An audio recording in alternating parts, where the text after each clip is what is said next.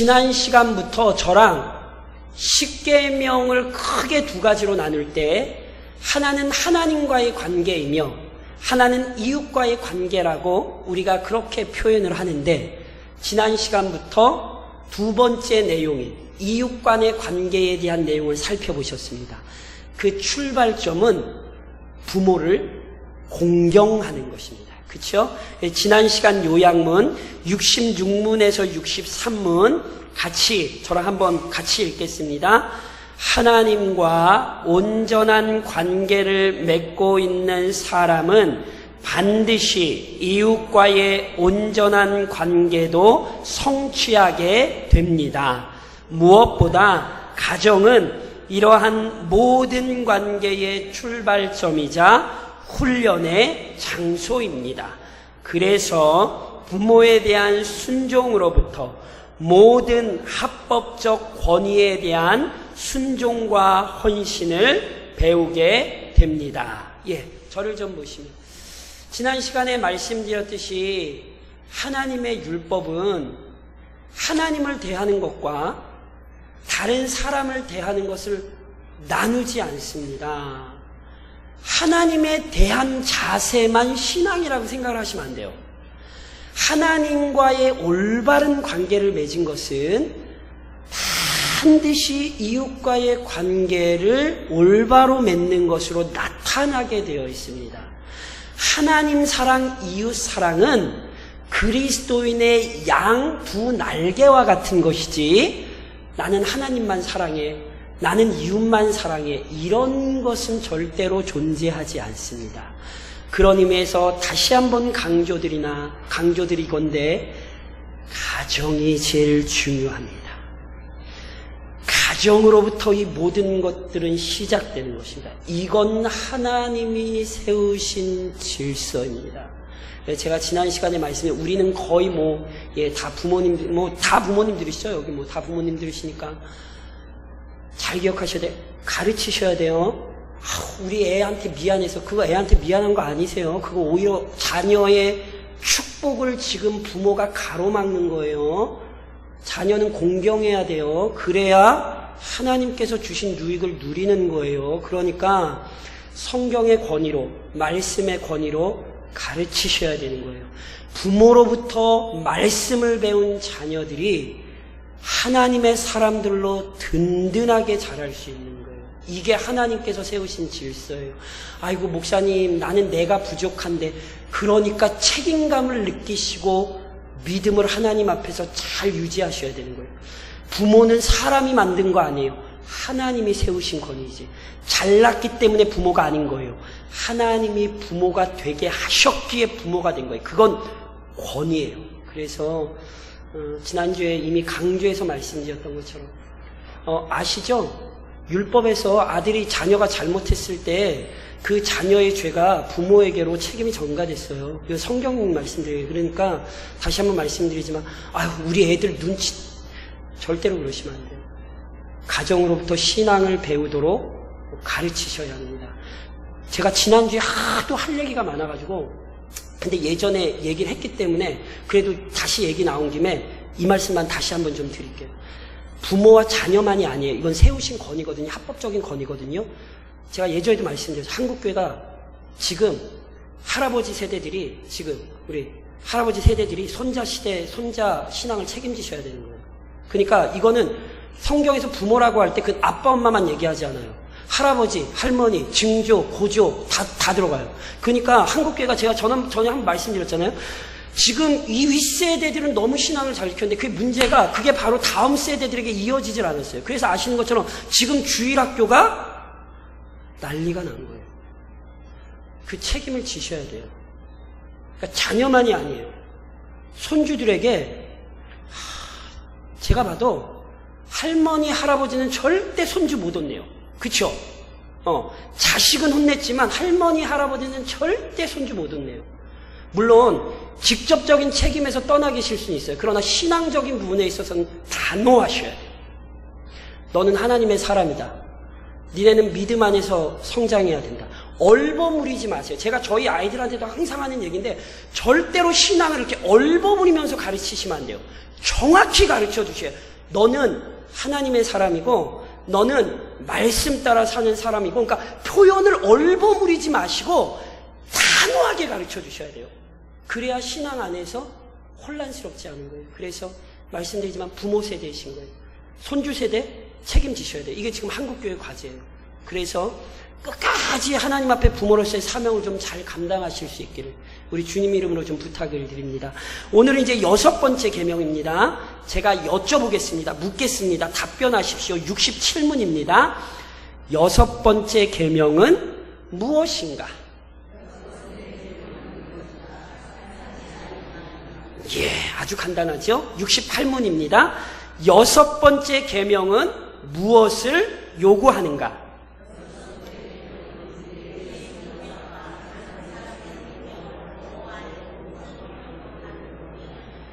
예, 69문입니다. 6번째 계명은 무엇을 금지하는가?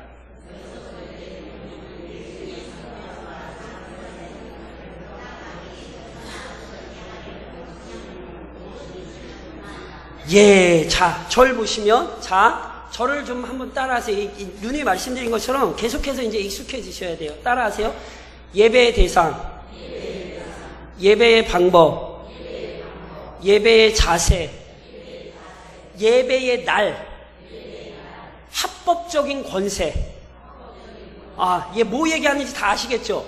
첫 번째 계명은 예배의 대상이었고, 두 번째 계명은 예배의 방법이었고, 세 번째 계명은 예배의 또는 예배자의 자세에 대한 거였고, 네 번째 계명은 예배의 날에 대한 거였고, 다섯 번째 계명은 단순히 엄마, 아빠, 부모가 아니라 하나님께서 세우신 합법적 권세에 대한 것을, 그 자세를 가르친다라고 말씀을 드렸어요. 이제 저랑 오늘 이제 6번째 계명에 오셨는데 저를 한번 따라 하시겠어요? 생명 존중.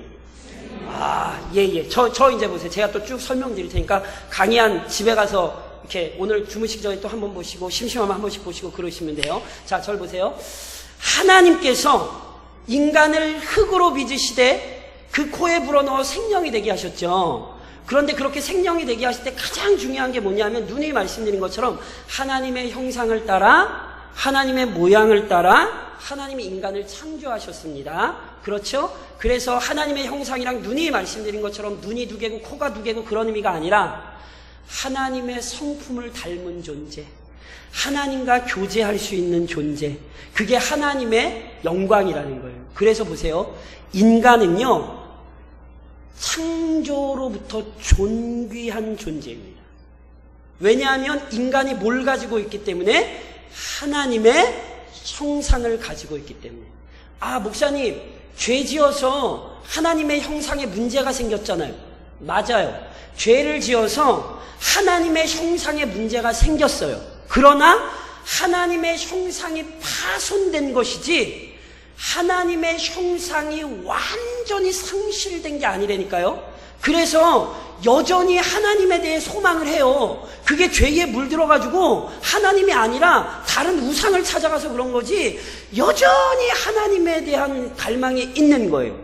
여전히 인간은 영광스럽기 때문에 믿지 않는 사람들도, 인류 역사를 보세요. 믿지 않는 사람들도 인간이 존귀하다, 오죽하면 인간은 만물의 영장이다, 그런 얘기가 뭐 때문에 가능했냐면 실은 이것 때문에 가능한 거예요. 믿지 않는 사람들도 모든 피조 세계 가운데에 인간이 가장 탁월하다는 것을 알아요.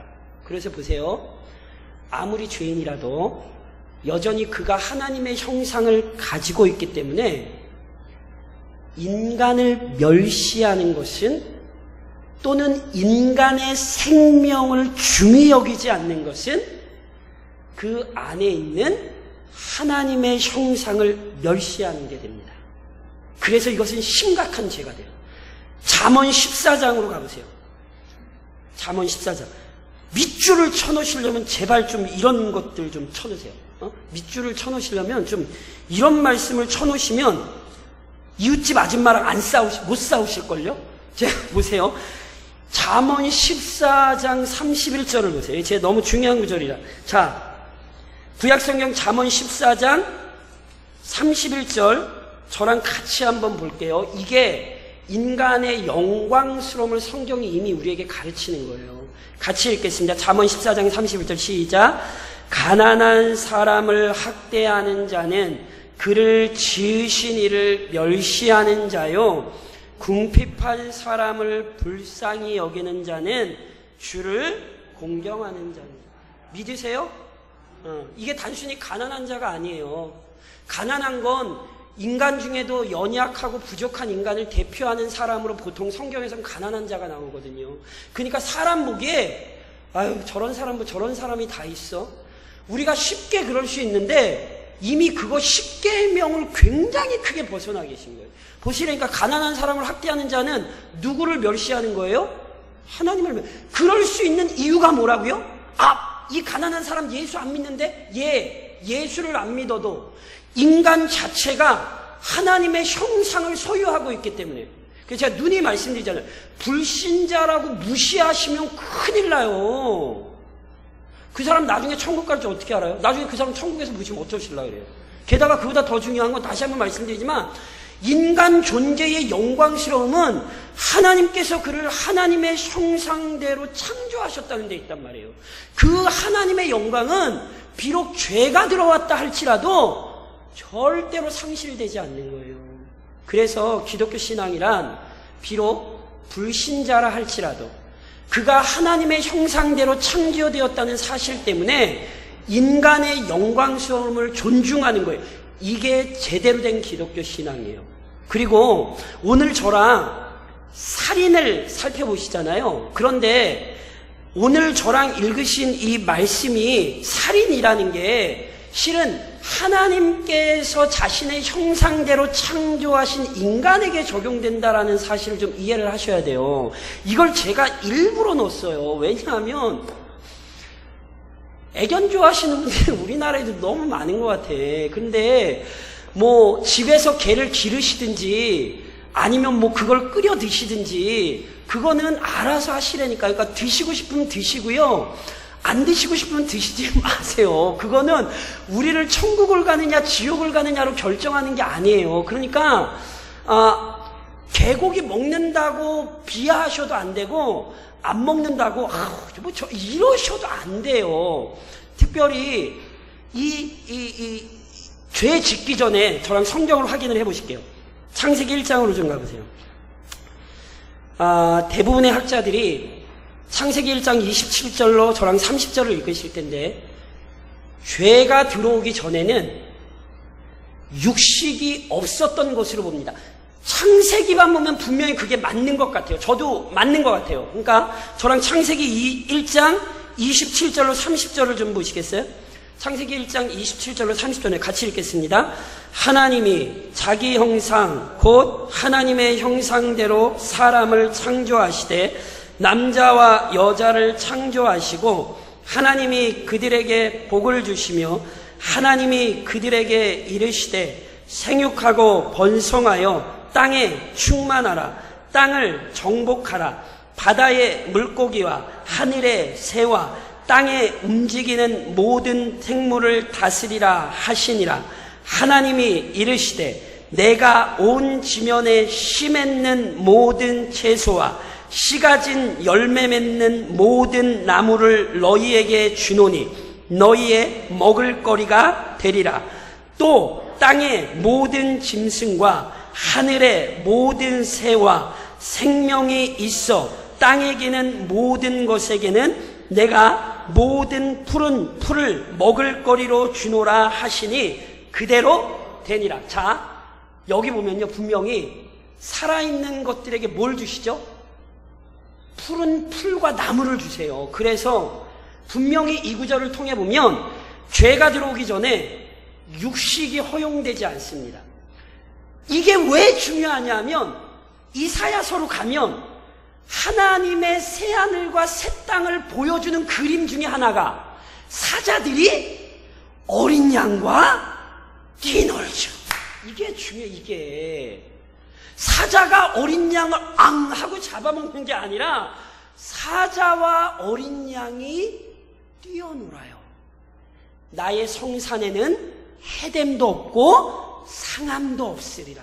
그래서 저도 일반적으로 대표적인 학자들이 육식이 허용이 안 됐다라고 확신을 하는데 저도 그게 맞는 것 같아요. 왜냐하면 분명히 새하늘과 새 땅의 모습에서도 분명히 어떤 육식에 대한 부분들이 없는 것으로 성경이 보여지거든요. 그런데 문제는 죄가 들어온다면은 이게 달라져요. 9장으로 가세요. 창세기 9장. 창세기 9장으로 가면 홍수 사건 이후에 하나님께서 홍수가 끝나고 나온 노아에게 뭐라고 말씀을 하시냐면 창세기 9장 1절로 3절 같이 읽겠습니다. 창세기 9장 1절로 3절 같이 읽겠습니다. 하나님이 노아와 그 아들들에게 복을 주시며 그들에게 이르시되 생육하여 번성하여 땅에 충만하라. 땅의 모든 짐승과 공중의 모든 새와 땅에 기는 모든 것과 바다의 모든 물고기가 너희를 두려워하며 너희를 무서워하리니 이것들은 너희의 손에 붙였음이니라. 모든 산동물은 너희의 먹을 것이 될지라. 채소같이 내가 이것을 다 너희에게 주노라. 보세요. 생육하고 번성하라는 계명 똑같은데 창세기 1장에서 죄 짓기 전에는 육식에 대한 명령이 없는데 홍수 이후에는 하나님이 직접적으로 모든 짐승을 잡아먹어도 된다고 허락하세요. 그러니까 개고기 먹는다고 야만인이라고 욕하시면 안 돼요. 이 무슨 얘기인지 저 개고기 지금 옹호하는 거 안 돼. 오해하지 마십시오. 먹든지 말든지 뭐 알아서 하십시오. 제가 몇 번 말씀드린 지금 중요한 게 뭐냐면 예를 들면 개를 마치 사람처럼 대우하고 개와 의사소통을 하는 커뮤니케이터가 따로 있습니다. 그래서 개와 얘기를 하도록 조율을 해준다는 거예요. 접신행위입니다. 잠깐 이건 접신행위입니다. 인간은 하나님의 형상대로 지음받은 피조물이고 동물은 다스리는 존재예요. 인간과 동물이 영적으로 교류한다라는 건 성경이 명확히 이야기한 접신행위예요. 근데 그걸 지금 아무 생각 없이 이 시대가 하고 있어요. 영국에서는 이미 애견에게 재산을 물려줍니다. 그 돈 차라리 날 주면 내가 우리 권사님들 맛있는 걸 사드릴 텐데. 이걸 심각하게 생각하셔야 돼요. 하나님의 형상대로 지음받은 인간과 동물의 경계를 흐려버리는 거예요. 그래서 집에서 뭐 개 새끼를 자식같이 기르시든지 뭐 마음대로 해서 개가 죽으면 뭐 그렇게 하시라는 거예요. 그런데 다시 한번 인간의 권위 자체를 훼손시키는 이 시대의 어리석음에 동참하지 말으시라는 거예요. 제가 그 말씀을 드리고 싶은 거예요. 살인하지 말라라는 계명은요, 그 뜻이 아주 명백해요. 하나님께서 뭘 명하신 거냐면 인간이 서로를 죽이는 것을 금하고 있는 거예요. 왜요? 처음에 말씀드렸듯이 인간이 서로를 죽이는 것은 그의 안에 있는 하나님의 형상을 파괴하는 거예요. 단지 육신의 코에업을 뺏는 게 아니에요. 하나님의 형상을 파괴하는 거고, 십계명의 6번째 계명 분명히 살인하지 말라 그랬어요. 그런데 그 계명을 어기는 거죠. 그리고 이런 관점에서 아시죠? 한국 사회가 OECD 자살률 1위예요. 몇 년째. 이 한국 사회에서 아주 큰 문제가 이게 자살이에요. 근데 문제는 자살의 나이입니다. 어린아이들 중장년 황혼에 이르기까지. 아세요? 제가 알기로 황혼 자살도 1위거든요. 그러니까 어르신들이 연세도 드시고 몸도 힘들고 자녀들의 돌봄도 못 받고 이래서 계속해서 늘어나는 것 중에 하나가 황혼 자살이에요. 성경은 잘 들으셔야 돼요. 성경은 생명의 권한이 분명히 하나님께 있다라고 얘기해요. 그러니까 어떤 인생도 사람이 만들어내지 못해요. 그리고 어떤 인생도 스스로가 유지하는 게 아니에요. 그러니까 하나님이 생명을 만들어내셨을 뿐 아니라 하나님이 오늘 우리의 생명을 유지시키기 때문에 지금 살아계신 거예요. 그러니까 내가 보약을 많이 먹어서 살아있다라고 생각하시면 안 돼요. 그러니까 하나님께서 우리의 생명을 창조하셨을 뿐 아니라 지금도 유지하고 계시고 때가 되면 하나님이 불러 올리실 거예요. 그러니까 타인의 생명을 빼앗는 것뿐만이 아니라 인간이 스스로 자신의 목숨을 끊는 것 역시 동일하게 심각한 죄악이라는 좀 사실을 좀 아셔야 돼요. 진짜로 이게 지금 한국 사회가 너무 심각한 문제예요. 자살을 아무렇지도 않게 생각해요. 특별히 베르테르 효과라고 그러거든요. 연예인들이 죽고 나서 청소년들이 또는 젊은 층들이 따라서 자살해요. 이게 아주 지금 한국 사회의 심각한 문제예요. 물론 오해하지 마셔야 될 건 있어요. 자살한 사람이 구원을 받았느냐 못 받았느냐 이건 우리로서 단정할 수 없어요. 왜냐하면 예수의 이름으로 구원을 받는 것처럼 어떤 것도 예수의 능력 안에서 구원이 탈락되지 않습니다. 이해하시겠어요? 그래서 자살한 사람이 구원 못 받았다 이렇게 단정 짓는 것은 신학적으로 심각한 좀 오류가 생길 수 있습니다. 대신 기억하세요. 성경에서 자살에 대한 사건을 몇 건 보여주거든요. 구약의 대표적인 사건이 사울왕이고요. 신약의 대표적인 사건이 가룟 유다예요. 그런데 그 사건에 공통점이 있는데 그게 뭔지 아십니까? 악한 사단이 그들을 움직이고 있었어요. 아시죠? 하나님의 성령이 떠나자 악신이 사울을 부리니라. 성경이 정확히 기록했어요. 가룟 유다 아시죠? 떡을 받고 나갈 때 뭐요? 떡을 받으니 사단이 그의 속에 들어갔다 그랬어요. 그러니까 분명히 성경에 기록된 자살들이 실제로 제정신으로 일어난 것으로 우리에게 보여주지 않고 악한 사단의 영향력을 받은 사람들이 자살했다는 걸 보여줘요. 그러니까 이것만 봐도 실은 자살은 하나님 보시기에 분명히 악한 것이라는 사실을 기억하셔야 돼요. 물론 여기에서도 조심하셔야 될 게 있어요. 제가 예전에 치매도 한번 말씀드렸죠. 인간의 육신적인 연약함이에요. 본인이 하고 싶어서 그러는 게 아니라 뇌에 이상이 생겨서 기억력이 다 사라져요. 그래서 한때 믿음이 좋았던 분이 치매 때문에 예수가 누구니? 그러고 물을 수 있어요. 그런데 그것 때문에 그분의 구원이 탈락됐다고 생각하시면 안 돼요. 그거는 인간의 육신적인 연약함이에요. 실제로 정신적인 질병으로 인해 자살을 하는 경우가 있습니다. 그러니까 온전한 정신 상태가 아니라 정신적인 질병으로 인해 실은 자살하는 경우가 있습니다. 제가 예전에 가르쳤던 청년 중에 하나가 자매가 실제로 정신질환 때문에 아파트에서 떨어져서 자살을 했어요. 그러니까 그런 문제를 어떻게 생각하실 거냔 말이에요. 그것은 실은 우리로서는 정확히 얘기할 수 없어요. 우리는 분명하게 인간의 어떤 육신의 연약함이 있다라는 걸 인정해야 되고 철저히 구원이 하나님께 있다라는 사실을 인정을 해야 되는 거죠. 그러나 진짜로 제대로 된 상태에서 그가 자신의 목숨에 손을 댄다라는 건 그리스도인으로서는 절대로 해서는 안 되시는 거예요. 죽고 싶어. 저 보세요. 똑바로 빨리. 절대로 이런 생각 하시면 안 돼요. 아시겠어요? 절대로. 이게 실제로 시골이 더 위험해요. 저희 같은 지역이. 왜냐하면 이게 혼자 계시고 몸도 힘드시고 이러기 때문에. 하나님 사랑하시는데 아시겠죠? 왜 대답을 작게 하세요? 이게 절대로 이런 생각하시면 안 돼요. 지금 한국 사회 말씀드린 황혼자살이요. 지금 굉장히 심각해요. 그래서 절대로 우리 교우들 중에는 그런 허망한 사단의 유혹에 절대로 끌려가시면 안 돼요. 하나님 우리 떠나세요? 안 떠나세요? 안 떠나 믿으시죠? 이 세상은 다 날 버려도 우리 주님 절대 안 버려요. 그러니까 그 천국에 대한 소망으로 그 악한 생각을 이기셔야지 세상 사람들을 다 그렇게 한다고 그런데 현혹되시면 안 되는 거예요. 게다가 보세요. 직접적인 살인만 살인이냐? 아니에요. 살인을 방조하는 행위들 역시 당연히 우리에겐 합당하지 않아요. 예를 들면 이런 거죠. 마약 이런 거 용인할 수 없는 거예요. 왜냐하면 마약의 끝은 죽음이잖아요. 아시잖아요. 그거 모르는 사람 있어요?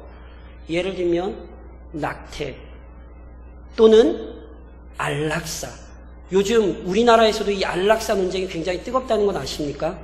인간에게 스스로에게 생존권을 부여한다면 그가 자신의 생존권을 지킬 권리도 있다면 그가 스스로 자신의 생존권을 포기할 권리도 그에게 있다는 거예요.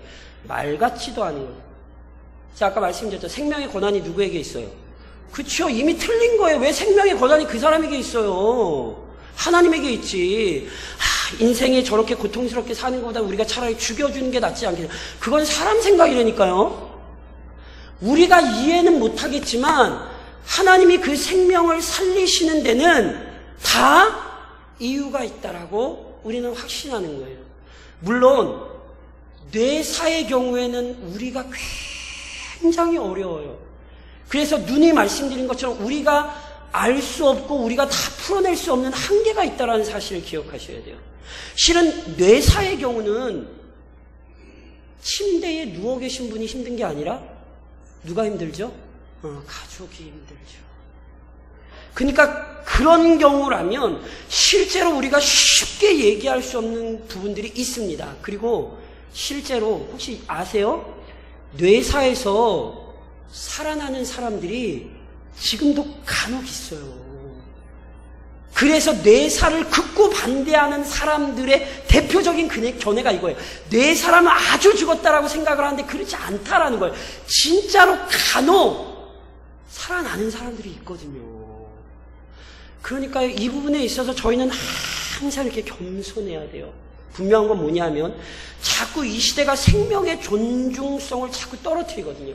생명의 권한이 자꾸 사람에게 있다라고 주장하는 거예요. 그래서 아시는 것처럼 부부들이 자꾸 제가 다음 주에 이제 가늠하지 말라 해서 설명하겠지만 자꾸 애를 안 낳으려고 그런다든가 이거 잠정적인 살인이라는 사실을 기억하셔야 됩니다. 누가 생명 허락하십니까? 하나님이 믿으세요? 그러면 그분 흔들리시면 안 돼요. 사람이 자기가 자꾸 생명을 창조할 것처럼 생각하는 것 자체가 생명의 권위에 대한 도전이라는 사실을 인식하셔야 된다니까. 사람이 생명 안 만들어요. 자기가 그것을 자꾸 인간들이 마음대로 조작하고 뭔가를 할 수 있다는 것 자체가 넓은 의미에서 다시 한번 말씀하지만 살인하지 말라는 계명에 저촉돼요. 근데 그리스도인들마저 이런 어떤 시대적인 흐름에 그냥 이렇게 묻어서 쭉 따라가시는 거예요. 안 돼요. 생명의 권한이 하나님께 있다는 사실을 인정하신다면 자꾸 생명의 권위에 손을 대려는 이 시대의 사고방식과 행함들에 대해 기독교는 제동을 가해야 됩니다. 그래서 지난 시간에도 국가에 충성하지만 합법적인 선 안에서 법과 제도를 만드는 게 우리의 책임이에요. 예를 들면 낙태에 대한 부분, 안락사에 대한 부분들이 법적으로, 동성연애에 대한 부분들 이런 것이 어찌됐건 이 나라에서 법적으로 우선은 그런 것들이 더러움이 난리치지 못하도록 막아야 되는 게 우리의 책임이라는 사실을 기억하셔야 돼요. 왜냐하면 그렇지 않으면 살인을 방조하는 죄가 됩니다. 동일하게 살인죄를 짓는 거예요.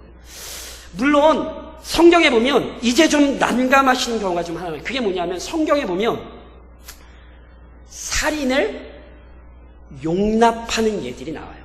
크게는 몇 가지 경우냐면 학자들이 대부분 12가지 경우에 의해 살인을 허용한다고 해요. 물론 이제 학자들의 견해가 약간 차이가 있지만 일반적으로 12가지 견해거든요. 근데 그걸 크게 제가 4가지로 이렇게 적어왔어요. 이건요, 하나님이 친히 살인이라고 하시지 않고 인간의 연약함이 이 땅에 있음을 알리시는 일들이에요. 그러니까 지금 제가 말씀드린 건 다 4가지는 생명을 파괴하는 데 목적이 있는 게 아니라 생명을 보존하다가 발생하는 인간이 가진 연약함들의 문제예요. 이것을 저희 보통 이제 일반적으로 얘기하면 그냥 크게는요, 정당방위라고 아시죠? 그냥 일반적으로는 그렇게 이해를 하시면 돼요. 우선 이겁니다. 첫 번째는요, 부당한 행위 또는 악한 행위에 맞서 자신과 타인의 생명을 보호하다 발생한 살인이에요. 그러니까 출애굽기에 보면 도둑이 집안에 뚫고 들어오는 것을 보고 죽이면 살인이 아니다 이렇게 말씀하세요. 근데 잊지 마세요. 낮에 들어오는 걸 보고 죽이면 죄가 돼요. 그러니까 그 얘기의 핵심을 이해를 하셔야 돼요. 자기가 의도적으로 그런 게 아니라 도둑에게서 자신의 생명과 자기 가족들의 생명을 지키다가 부득이하게 발생한 경우인 거예요. 일부러 도둑을 찾아다니면서 막 도둑을 죽인 게 아니라 자기가 알지 못하게 그런 거죠. 두 번째 경우가 이와 비슷해요. 부지 중에 살인한 거거든요. 이게 뭐냐면 성경에 이런 얘기가 나와요. 어떤 사람이 나무를 하러 갔어요. 나무를 하다가 갑자기 그 도끼에서 도끼날이 슝 빠진 거죠. 그래서 일하던 옆에 있던 사람 머리가 맞아 죽었단 말이에요. 이 사람 어떻게 해야 돼요? 도피성으로 도망가야 돼요. 왜냐하면 이 사람은 부지 중에 자기가 살인을 하고 싶어서 살인을 한 게 아니라 부지 중에 그런 거기 때문에. 제가 실제로 예전에 제가 전도사 때 사역하던 교회 안수 집사님이요, 술 먹고 사람이 길거리에 누워 있었는데 그걸 모르고 치고 지나갔어요. 근데 그때 보니까 그것도 문제가 되는 게 그 사람이 이미 죽어 있었느냐 아니면 그 집사님이 죽였느냐, 그 심각한 문제가 되네. 저 이제 그 끝까지 제가 이제 그 내용을 잘 몰라요. 그래서 이분이 죽이고 싶어서 죽었나요? 술 먹고 그 사람이 귀에 들어오는 그거를 이런 경우죠. 그러니까 전혀 자기의 의도와 상관없이 발생한 사건입니다. 또 하나 세 번째는요, 국가의 정당한 의무를 수행하는 중에 발생한 살인입니다. 이거 우리 보통 전쟁이라고 생각하시면 됩니다. 그렇죠? 그래서 우리나라도 어찌됐건 전쟁에 아픈 기억이 있지 않습니까? 그렇죠? 6.25도 있고 월남전도 있고, 그것은 개인이 사람을 죽이고 싶어서 어떻게 그 군대 전쟁에 참석해서 사람을 죽였던 것이 아니라 말 그대로 국가의 의무를 수행하는 과정 가운데 발생한 일이죠. 물론 여기에 있어서도 우리는 이게 다 옳다라고 얘기할 수는 없어요. 예를 들면 독일 히틀러의 살인을 이해하시죠? 그것은 대놓고 민족을, 유대인을 학살한 거거든요. 그러니까 그런 것들마저 정당한 살이다. 우리는 실은 이렇게 이야기를 할 수는 없습니다. 그러나 성경에서 분명히 예를 들면 이런 거죠. 하나님께서 이스라엘 백성이 출애굽해서 광야에 나왔을 때, 예전에도 제가 설교했었는데, 이스라엘 백성을 첫 번째로 막은 사람들이 누구죠? 아말렉이죠. 그래서 하나님께서 모세를 통해 여호수아에게 명령하시길, 너희들 아말렉과 나가서 싸워. 그 정도로만 말씀 안 하셨죠. 아말렉을 진멸하라 말씀하셨죠. 그러니까 이런 것은 하나님께서 명하신 전쟁이잖아요. 그러니까 이것은 좀 하나님께서 우리에게 살인을 명하신 게 아니라 죄에 대해 심판하신 것으로서 실은 그렇게 이해를 해야 됩니다. 또 하나의 합법적이라 그러니까 조금 좀 부담스러우실 수 있지만 어찌됐건 또 하나의 합법적인 살인이 있는데요. 그 저희 보통 얘기하시는 사형입니다. 제가 한번 여쭤볼까요? 우리 교인들 어떻게 생각하시나? 사형제를 찬성해야 됩니까? 반대해야 됩니까? 잘 대답하기 좀 뭐하시죠? 그럼 제가 이렇게 여쭤볼게요. 성경이 사형을 찬성합니까? 반대합니까? 예, 찬성합니다. 그게 바로 이겁니다. 하나님께서 실제로 사형을 명하셨어요. 사람을 쳐 죽인 자는 반드시 죽일 것이다. 그래서 성경적으로 봤을 때 사형은 적합합니다. 물론 이 사형에 적합한 권위가 어디까지인가에 대해서 저희는 쉽게 얘기를 할 수는 없어요. 그러나 분명한 건 성경이 하나님께서 사형을 명하세요. 이걸 이렇게 생각하셔야 돼요.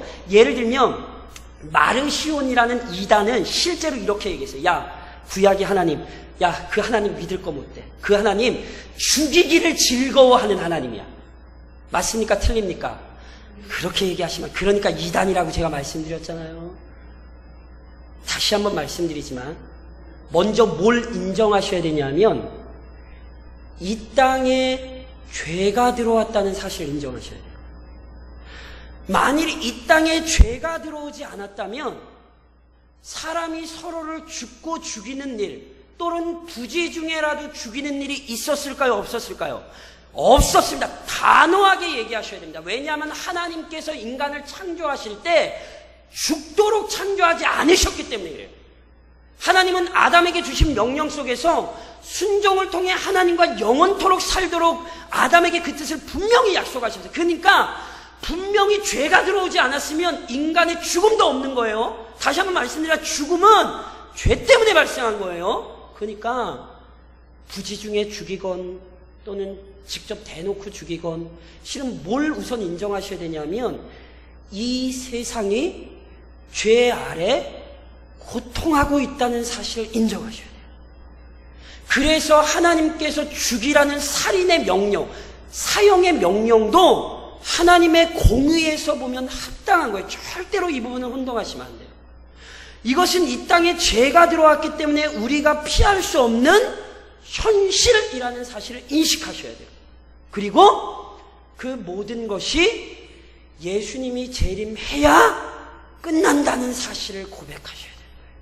이 땅에서는요, 이게 절대 끝나지 않아요.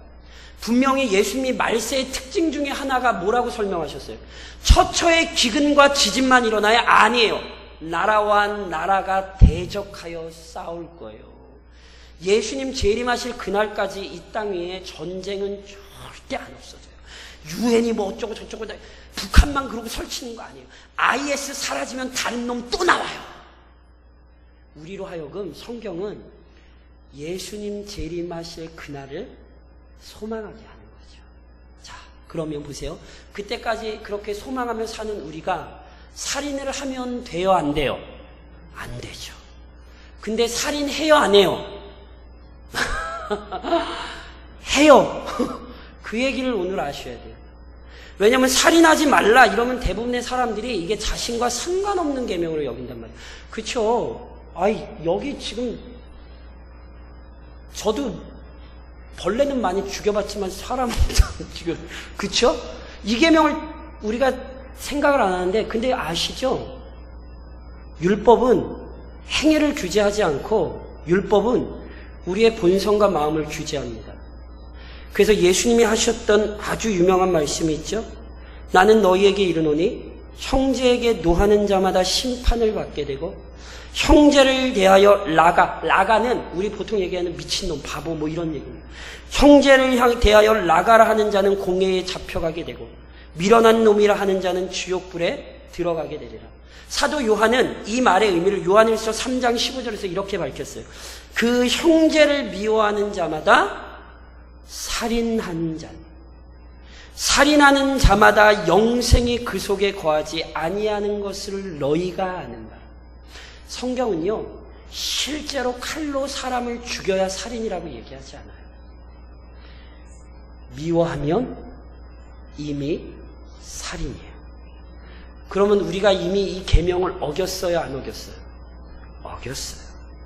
실은 이 계명에서 누구도 자유로운 사람 아무도 없어요. 그래서 평생 동안 우리는 이 계명을 마음속에 품고 살아야 돼요. 왜냐하면 우리 안에 있는 미움 자체가 이미 하나님의 형상대로 지음받은 인간을 멸시하는 게 아니라 그를 하나님의 형상대로 지으신 하나님을 멸시하는 게 되기 때문에 그래요. 그래서 제가 아까 잠언 말씀 밑줄 쳐놓으라고 하셨잖아요. 이 살인하지 말라라는 계명을 우리는 지금도 계속 실은 범하고 있는 거예요. 그래서 이 계명을 범하지 않도록 마음을 지키셔야 돼요. 원수를 뭐 하셔야 돼요? 원수를 신경 쓰지 마라. 성경은 그렇게 얘기 안 했어요. 성경은 원수를 뭐 하래요? 사랑하래요. 그래서 제가 누님 말씀드리잖아요. 그래서 원수가 어디 있어요? 원수 찾으러 멀리 가실 필요 없어요. 집에 가면 그대로 앉아 있어요. 그렇죠? 그러니까 우리는 지금도 살인을 하고 있는 거예요. 그러니까 이 계명이 얼마나 무서운지 보시라니까요. 그래서 원수를 사랑하라는 계명을 우리는 이번 주도 끊임없이 이렇게 실천하며 사셔야 되는 거죠. 그때 우선 저를 한번 따라하세요. 생명을 주신 하나님께 감사. 믿으세요?